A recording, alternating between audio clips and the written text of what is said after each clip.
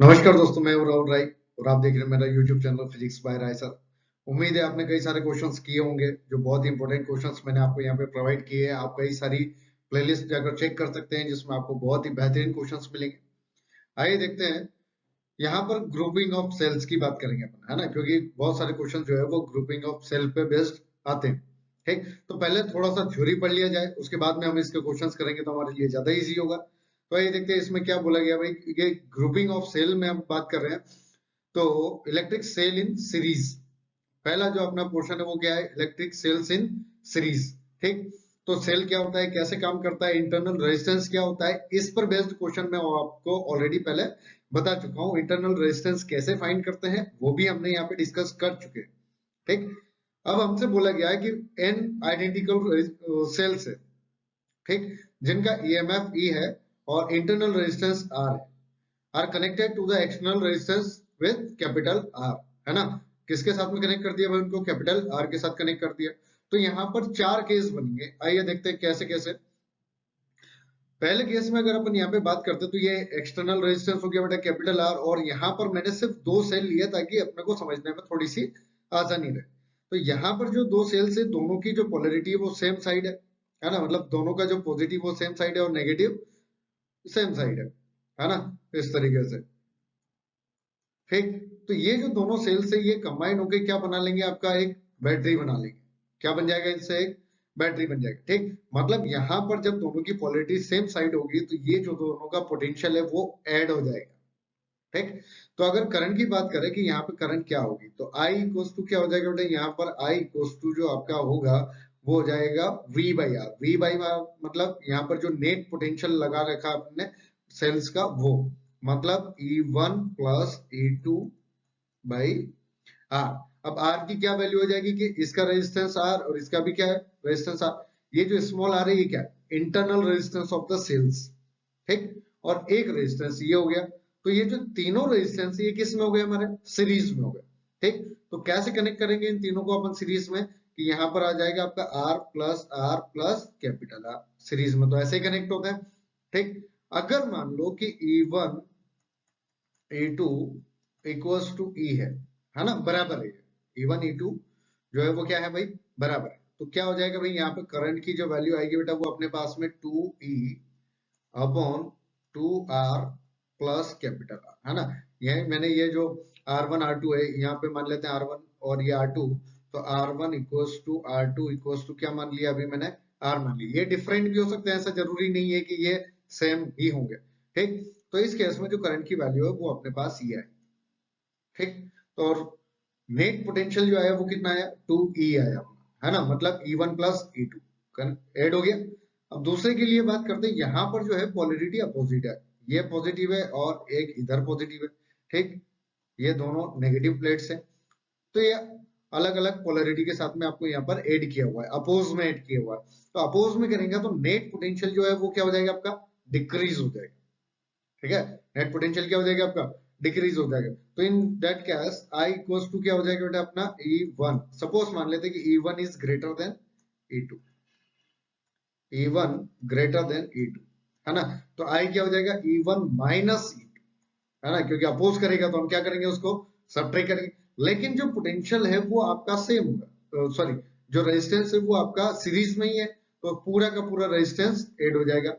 ठीक, तो R1 plus R2 plus capital R, है ना, capital R is external resistance. ठीक, और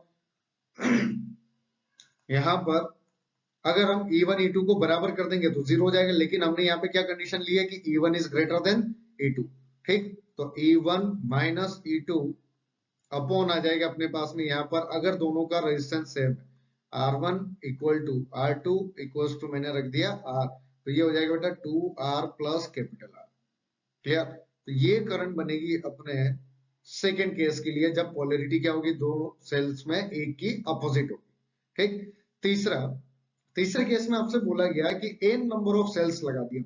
क्या लगा दिए, n नंबर ऑफ सेल्स लगा दिए, और वो भी सेम पोलरिटी की साइड में, है ना, सबकी जो पोलरिटी है वो एक ही साइड है। ठीक, तो ये बहुत बड़ी बैटरी बन जाएगी अपने पास। कितने नंबर ऑफ सेल्स लगाए, n नंबर ऑफ सेल्स लगाए, सबका रेजिस्टेंस क्या है, सेम है। ठीक, और ये हो गया एक्सटर्नल रेजिस्टेंस।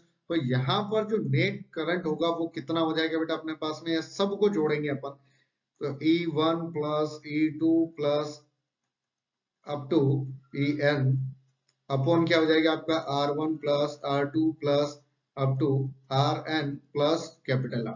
ठीक, तो I की जो वैल्यू हो जाएगी वो क्या हो जाएगी Ne, है ना। अभी हमने क्या मान लिया कि ये सब जो है E1 इक्वल्स टू E2 है equals to up to En, ये सब बराबर है, और ये किसके बराबर है, E के बराबर, तो ये क्या हो जाएगा N टाइम्स ऑफ E। ठीक, और रेजिस्टेंस की बात करेंगे तो सारे सीरीज में है, तो जितने सेल्स है उतने रेजिस्टेंसेस है, मतलब N times of small r plus capital R, है ना। ये अपने पास क्या हो जाएगा भाई, यहाँ पर करंट की वैल्यू हो जाएगी। क्या ये बात समझ आई यहाँ तक? ठीक है, जो पोटेंशियल इक्विवेलेंट पोटेंशियल है, मतलब E इक्विवेलेंट जो आया अपने पास में वो कितना आ गया आपके पास में, N टाइम्स ऑफ E। ठीक, अब सबसे इंटरेस्टिंग बात जो है वो क्या है, सबसे इंटरेस्टिंग बात ये है कि अगर मान लो कि N सेल्स, क्या किया अपन ने, N सेल्स कनेक्ट किए, ठीक, उसमें M नंबर ऑफ सेल्स जो है वो क्या कर रहे हैं, रॉन्गली कनेक्ट कर दिए। क्या कर दिया अपन ने, उनको रॉन्गली कनेक्ट कर दिया।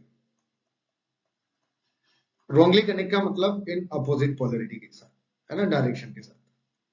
ठीक, तो क्या होगा यहाँ पर ई नेट की वैल्यू क्या होगी, ई नेट की वैल्यू क्या हो जाएगी आपके पास, नेट पोटेंशियल की वैल्यू, कि टोटल नंबर ऑफ सेल्स जो है वो कितने हैं बेटा, N। ठीक, उसमें से M नंबर ऑफ सेल्स जो है वो क्या कर दिए हमने, अपोजिट डायरेक्शन में कनेक्ट कर दी। ठीक, लेकिन जब इनको अपोजिट डायरेक्शन में कनेक्ट किया जाता है तो ये सिर्फ और सिर्फ इनका खुद का पोटेंशियल ही अपोजिट नहीं होता, ये जो सेम डायरेक्शन में जो सेल लगा है उसका भी पोटेंशियल ये क्या कर देंगे आपको यहाँ पर नेग्लेक्ट कर देंगे। ठीक, मतलब यहाँ पर जो कितना हो जाएगा, ट्वाइस ऑफ ई, है ना। अब इसको ऐसे समझने की कोशिश करो, बहुत सिंपल लैंग्वेज में समझाता हूँ। सपोज मान लो कि यहाँ पर आपको